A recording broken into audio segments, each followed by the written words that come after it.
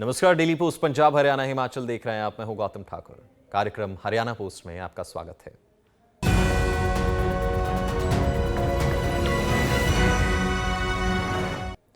मुख्यमंत्री हरियाणा मनोहर लाल एक हरियाणा हरियाणवी एक के सिद्धांत की महज बात ही नहीं करते बल्कि उस पर अमल भी करते हैं। अभी तो हरियाणा का हर वर्ग जो है वो आज जहां मुख्यमंत्री मनोहर लाल की सराहना कर रहा है, तो वहीं राह पर पड़े वो लोग जिनकी सुध लेने वाला कोई नहीं, उनके लिए भी दरिया दिली दिखाते हुए मुख्यमंत्री ने उनके लिए हर इंतजाम करते हुए उन्हें लोहड़ी का तोहफा दिया। हरियाणा पोस्ट के तहत देखिए इस रिपोर्ट में। चीरने वाली ठंड में गरीब हो रहे थे बेहाल। खुले आसमान तले पड़े लोगों का नहीं पूछ रहा था कोई हाल। मुख्यमंत्री ने उनके बीच पहुंच एहसास करवाया, उनके परिवार का मुखिया है आया। सभी ठिठुरते गरीबों को रैन बसेरा पहुंचाया। मुख्यमंत्री ने हर सुविधा हर इंतजाम करवाया। मुख्यमंत्री मनोहर लाल की अगुवाई में चल रही हरियाणा सरकार का मूल मंत्र है अंत्योदय का उत्थान, उसके जीवन को सरल बनाना। और इसके लिए मुख्यमंत्री मनोहर लाल हमेशा ही योजनाओं के जरिए लोगों को लाभ पहुंचाते आए हैं। लेकिन वह लोग जिनका कोई सहारा नहीं, वह गरीब जिनके सिर पर छत के नाम पर है तो सिर्फ खुला आसमान, और ऐसे कुछ लोग रेलवे स्टेशन पर सोने को मजबूर हैं, वो भी इस मार देने वाली ठंड के बीच। जब इस बात की भनक मुख्यमंत्री मनोहर लाल को लगी तो वह पहुंच गए करनाल रेलवे स्टेशन, जहां इन लोगों से मिलते हुए उन्हें ढांढस भी बंधाया और उनसे बातचीत भी की।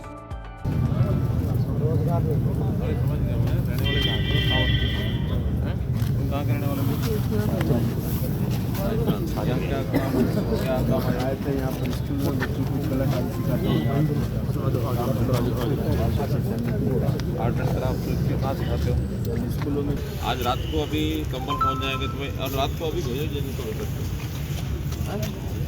और तुमने खाना वाना खाया?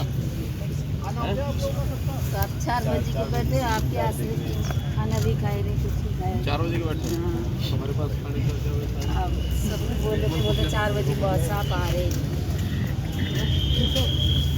वहाँ जाना है, तुम्हारे सोने की व्यवस्था, तुम्हारे खाने पीने की व्यवस्था और तुम्हारे बिस्तर की व्यवस्था, ये सब करा देंगे। ठीक है। हाँ, और किसी के पास काम की अगर जरूरत होगी तो वो हमें धोखा देखेंगे, नहीं तो दिन में अपना काम कर रहे होगा काम कर देंगे। ठीक है। मौके पर मुख्यमंत्री मनोहर लाल ने एक्शन लेते हुए डीसी को दिशा निर्देश दे इन लोगों को रैन बसेरा पहुंचाने का इंतजाम किया, और साथ ही मुख्यमंत्री ने अपने निजी कोष से 2.5 लाख रुपए की राशि अदा कर इन लोगों के लिए खाने पीने में किसी तरह की दिक्कत न हो, इसका भी निर्देश दिया। मुझे जानकारी मिली कि स्टेशन पर कुछ लोग ऐसे होते हैं जिनकी निवास की व्यवस्था नहीं है, जो शायद सर्दी के कारण से कहीं भी उनको आश्रय मिलता तो वहाँ सोते होंगे। तो जानकारी मिलते ही मैं यहाँ आया हूँ, और आते ही जब ये लगा कि इन लोगों को कोई ना कोई व्यवस्था चाहिए तो एडमिनिस्ट्रेशन की ओर से रैन बसेरा बनाया गया है। अब या तो ये इनको जानकारी नहीं रही होगी, तो अब उनको जानकारी होने के बाद सबको बस में और रैन बसेरा में 70 से लेकर 80 लोगों तक ठहरने की व्यवस्था है, और वहाँ पर इनको भेज करके इनकी जो आवश्यकताएं होंगी अभी तुरंत इनकी भोजन की व्यवस्था की गई है, और इनके लिए बिस्तर के कंबल आदि भी मंगवा लिए गए हैं, और अन्य व्यवस्थाएं भी अगर कोई इनको आवश्यकता होगी तो कल प्रातः तक वो पूरी करा करके। कुछ लोग तो इसमें मजदूरी करते हैं दिन भर, और कुछ लोग रेलवे स्टेशन पर काम करते हैं। अपने काम के हिसाब से वो दिन में काम करेंगे और रात्रि के समय उनको रैन बसेरे में पूरी व्यवस्था इनकी ठहराने की जाएगी। इसलिए आगे भी इनको रोजगार मिलता रहे, इसकी व्यवस्था हम करेंगे। लेकिन सर्दी इस प्रकार की रात्रि को बाहर खुले में सोना, ये वास्तव में बड़ा एक ऐसा दृश्य, बड़े चिंता वाला दृश्य है। सर्दी समाप्त होने के बाद जहाँ ये जाना चाहेंगे वह स्टेशन चौके रैन बसेरा इसी प्रकार के लोगों के लिए बनाया जाता है कि जो दिन में अपना कहीं काम करेंगे और रात्रि को मानो उनको ठहरने के लिए वहाँ ठहराया जाएगा। इसका बाद में विचार करेंगे। अगर जाने में इनको कोई दिक्कत आएगी तो कोई वाहन की व्यवस्था करेंगे, ताकि रात्रि को शाम को सोने के लिए रैन बसेरा में जाएँ, प्रातःकाल फिर अपना वापस आएँ। तो इनकी वो व्यवस्था भी अगर कोई आने जाने की करनी होगी तो करेंगे। लेकिन अलग से यहाँ व्यवस्था करने का अर्थ इसलिए नहीं है क्योंकि रेलवे स्टेशन पर तो बहुत लोगों का आना जाना, यात्री सब आते हैं। यहाँ यात्रियों के लिए यात्री निवास तो बनाया जा सकता है, लेकिन इस प्रकार से काम करने वाले लोगों को रेलवे स्टेशन पर बनाना मुझे लगता है ठीक। देखिए, बहुत प्रदेश देशों में इस प्रकार के बेरोजगारी और इस प्रकार की जो गरीबी में जो लोग रहते हैं उनको शायद वहाँ काम मिलता नहीं है, तो जगह जगह जहाँ उनको काम मिलने की संभावना होती है वहाँ वो पहुँचते हैं। तो इसलिए हम इसमें ऐसा कुछ नहीं कहेंगे कि भाई कहीं के और के लोग हैं तो हम उनकी व्यवस्था नहीं करेंगे।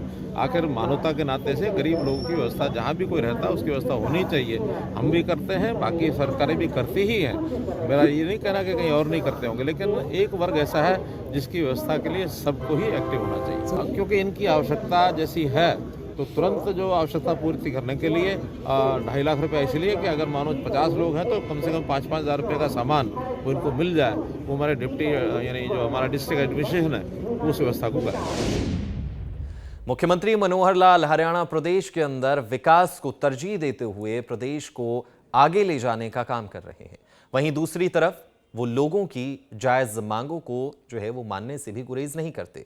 मुख्यमंत्री मनोहर लाल ने करनाल के वकीलों की मांग को मानते हुए वकीलों के चेंबर कॉम्प्लेक्स के विस्तृतकरण की जो है वो आधारशिला भी रखी, जिसके तहत अब उन्हें सैकड़ों नए चैम्बर जो है वो हासिल हो जाएंगे। हरियाणा पोस्ट के तहत देखिए इस रिपोर्ट में। वकीलों के बनेंगे नए चैम्बर, 760 चैम्बरों का किया जाएगा निर्माण। चैम्बर कॉम्प्लेक्स की रखी गई आधारशिला। मुख्यमंत्री मनोहर लाल ने किया भूमि पूजन। मुख्यमंत्री ने निर्माण में सहयोग के लिए दिए 31 लाख।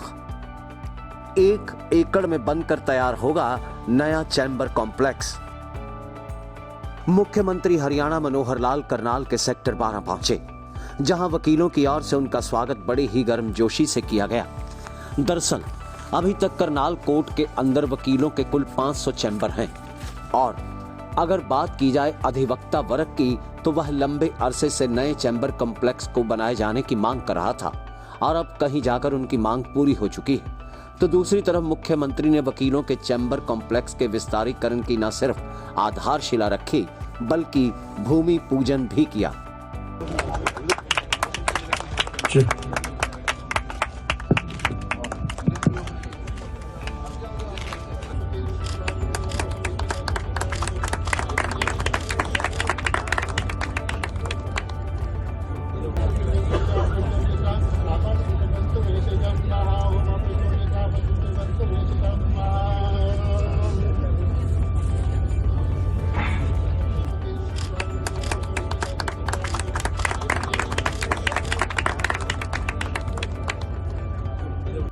नया चैम्बर कॉम्प्लेक्स का विस्तारीकरण 1 एकड़ में होगा और यहां पर कुल 760 नए चैम्बर बन जाएंगे, जिससे वकीलों को बेहद सहूलियत होगी। इस मौके पर मुख्यमंत्री ने भवन निर्माण में सहयोग करते हुए 31 लाख रुपए की राशि का चेक भी सौंपा। इस नए चैम्बर में लिफ्ट के अलावा लाइब्रेरी की भी सुविधा होगी। वकील वर्ग इस चैम्बर कॉम्प्लेक्स के भूमि पूजन पर काफी उत्साहित दिखाई पड़ा और मुख्यमंत्री मनोहर लाल की सराहना करता हुआ अधिवक्ता वर्ग नजर आया। आज मकर संक्रांति के शुभ दिन पर सीएम साहब ने हमें यहाँ का टाइम दिया। हमारे जो नए लॉयर चैम्बर्स, बहुत सालों से एक डिमांड हमारे लॉयर्स की चल रही थी। अभी पिछले हफ्ते ही हम सीएम साहब से चंडीगढ़ में मिले थे और उन्होंने बड़े ही हमारी फर्स्ट कॉल पे ही हमें यहाँ आने का टाइम दिया। और आज मकर संक्रांति के शुभ अवसर पर जो हमारे बरसों से जो मांग अपने हमारे लॉयर्स की आज सीएम साहब ने पूरी करी और हमारा भूमि पूजन और फाउंडेशन स्टोन ले करने के लिए आ रहे हैं। और हम डिस्ट्रिक्ट बार एसोसिएशन की तरफ से सीएम साहब और सभी का यहाँ पहुँचने पे बहुत बहुत हार्दिक दिल से धन्यवाद और स्वागत। आज हमारे एक अधिवक्ताओं के लिए जो करनाल के एडवोकेट्स उनके चैम्बरों की बहुत जरूरत थी, जो काफी सालों से प्रयास के बाद करनाल के जो सीएम हमारे मनोहर लाल जी हैं उनने उनकी एक दया से यहाँ पर हमें पहले जमीन अलॉट हुई की और अब बिल्डिंग बनाने का भी काम लगभग पूरा हो गया। तो अब आज उनकी आने पर हम पत्थर का शिलान्यास करेंगे और एक हवन किया है और हमारे रिस्पेक्टेड बार मेंबर करनाल के सभी यहाँ पर मौजूद हैं। अपने एक प्रकार से सांस्कृतिक दृष्टि से भी महत्वपूर्ण दिन है। मकर संक्रांति का ये उत्सव है और जैसा हम जानते हैं कि मकर संक्रांति के दिन सूर्य और पृथ्वी की जो दिशा रहती है उसमें एक परिवर्तन आता है कि सूर्य दक्षिणायन से उत्तरायण की ओर प्रवेश करता है। हमारे जीवन में अंधकार से उज्ज्वलता की ओर ले जाने का ये दिन है और मैं शुभकामना करता हूँ सभी अपने करनाल निवासियों से भी और पूरे प्रदेश के लोगों की भी जीवन में उज्ज्वलता आए और उनका जो जीवन सफल रहे, ऐसा अवसर आज जिला बार एसोसिएशन की ओर से जो एक निवेदन हमको मिला था, उनको 1 एकड़ जमीन हमने उपलब्ध करवाई है और जो इनके चैम्बर्स के लिए आज शिलान्यास किया है, उस शिलान्यास के अवसर के ऊपर इन्होंने भी अपने योगदान को आगे बढ़ा करके और उसको बनाने का एक निर्णय लिया है। इनकी अपेक्षा थी कि हम भी इसमें कुछ योगदान करें, तो 31 लाख रुपए का योगदान करें। मुख्यमंत्री हरियाणा लोहड़ी के पर्व पर करनाल में ही मौजूद थे, लिहाजा उन्होंने लोहड़ी पर्व के मौके जहां लोहड़ी त्योहार को लोगों के साथ मिलकर मनाया, तो वहीं इस मौके पर उन्होंने खूब हंसी ठिठोली भी की। आप बोल सकती हैं तो क्या होता है सुंदरी मुंदरी उस नाचे से दिखाओ बोल के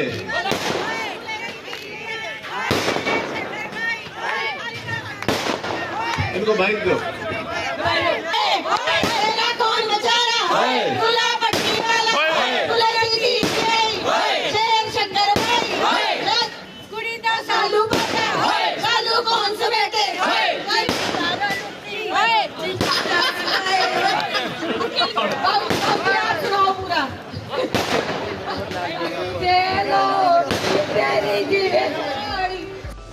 बदल रहा है हरियाणा, अब बदलेगा मुगल नहर का नाम।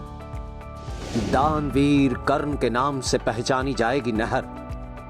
अब मुगल नहर नहीं, अब नाम होगा कर्ण कैनाल।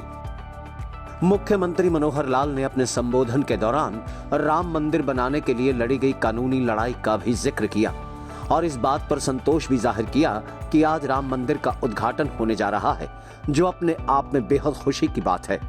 मुगलों की जो कारस्तानी थी कि भगवान रामचंद्र जी के जन्म स्थान के ऊपर मंदिर तोड़ करके मस्जिद बना दी गई, बाबरी ढांचे के रूप में, जिसको हम जानते हैं। मुक्ति पाने के लिए वर्षों संघर्ष किया, आंदोलन किए, और आज इस बात की प्रसन्नता हम सबको है।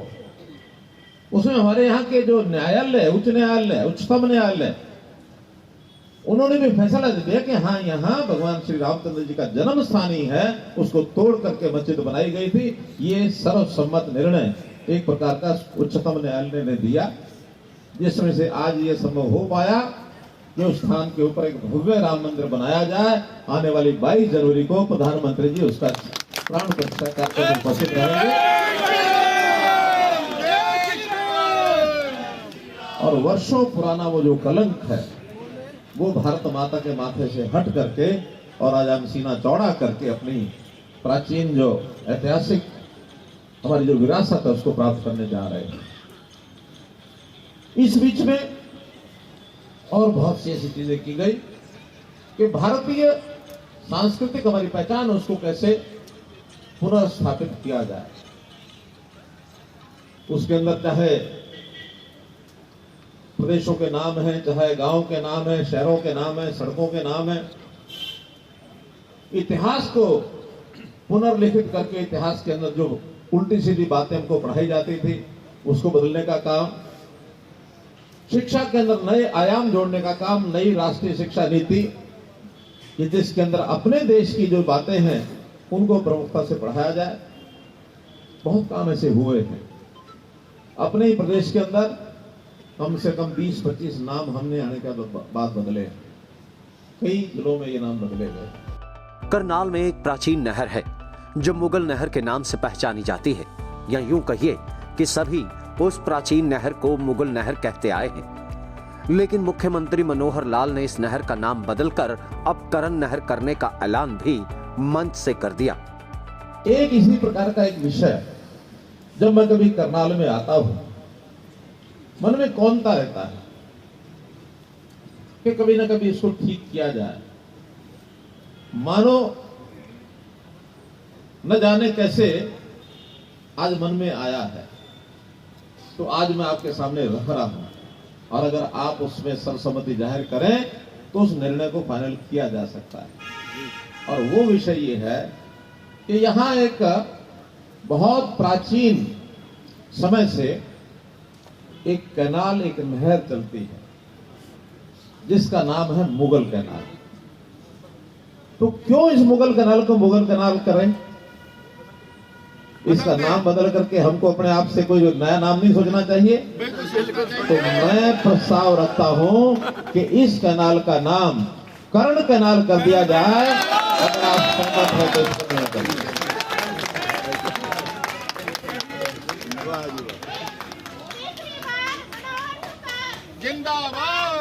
दानवीर कर्ण के नाम से ये शहर जाना जाता है। उनके नाम से बहुत से या पहले से भी स्थान हैं, चाहे वो कर्णताल है, चाहे वो कर्ण पार्क है, कर्ण गेट है, कर्ण लेक है, कर्ण कमल भी आ गया है। तो वो कर्ण कैनाल इसका नाम सहमति हो तो जरा सब लोग हाथ खड़े करें।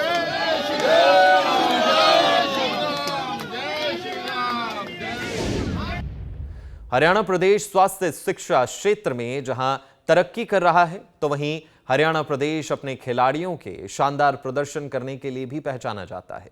खेलों के प्रति युवाओं और बच्चों में रुझान पैदा करने के लिए हरियाणा सरकार भी कोई कोर कसर नहीं छोड़ रही।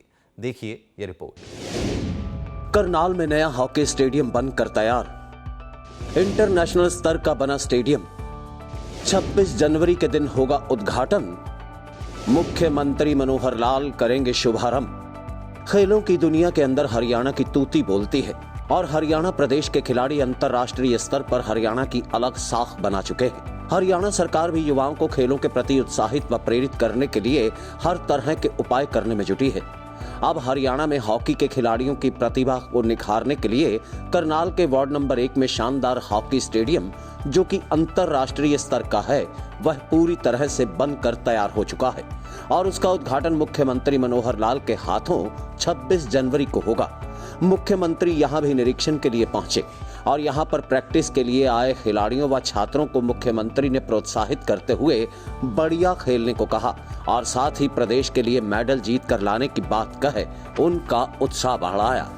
यहाँ से हमको मतलब बहुत फायदा होगा, इससे आगे और मतलब अपना अच्छा प्रदर्शन करके आगे इंटरनेशनल वगैरह तक खेल सकते हैं। और बस यही कहना चाहेंगे कि सीएम साहब का बहुत धन्यवाद है, उन्होंने हमारे लिए इतनी बढ़िया सेवा कर दी और धन्यवाद। हाँ, वो कह रहे थे कि अब बहुत बढ़िया मेहनत करो इधर और आगे बढ़ो और बस हमारे देश का नाम ऐसे ही रोशन करो। अब जैसे यहाँ पे बहुत लोग अब खेलने लगे हैं हॉकी, तो इस हिसाब से अब जो प्लेयर आगे हैं वो हमारी टीम भी अब आगे बढ़ रही है इस हिसाब से और बहुत अच्छा प्रदर्शन कर रही है बाहर। हमारे यहाँ आया बहुत बढ़िया लगा। ये ग्राउंड भी हमारे लिए इस बार बना कि ग्रास अब सारी हॉकी टर्फ की होगी, ग्रास खत्म हो गया बिल्कुल भी। पहले किस तरह की दिक्कत आती थी? पहले बहुत दिक्कत आती थी बच्चों को स्टॉपिंग में और लेट के होती थी जैसे कि, और ग्रासिंग में ऊपर खबर होते हैं, इसमें प्लेन बॉल है ऊपर चलती थी। बाहर विदेश में सारों पे यही लगे पड़े, बहुत बढ़िया लगा। बहुत दिक्कत आती है सर, अब तो सारी जगह लगे गए हैं, 4 2 लग रहे हैं सारी जगह। तो यहाँ पर प्रैक्टिस क्या करेंगे आप लोग? प्रैक्टिस अभी शुरू होएगा ना, 26 के बाद ही आएंगे सारे बच्चे। यहाँ बहुत सारे बच्चे आएंगे, आधे बच्चे पेपरों के चक्कर में, ठंड के चक्कर में नहीं आए। चाह रहे हैं यहाँ पर इंटरनेशनल मैच भी हों? आएंगे सर, चाह रहे हैं। फिलहाल आज के हरियाणा पोस्ट कार्यक्रम में इतना ही। मुझे यानी गौतम ठाकुर को दीजिए इजाजत और देखते रहिए टेली पोस्ट पंजाब हरियाणा हिमाचल।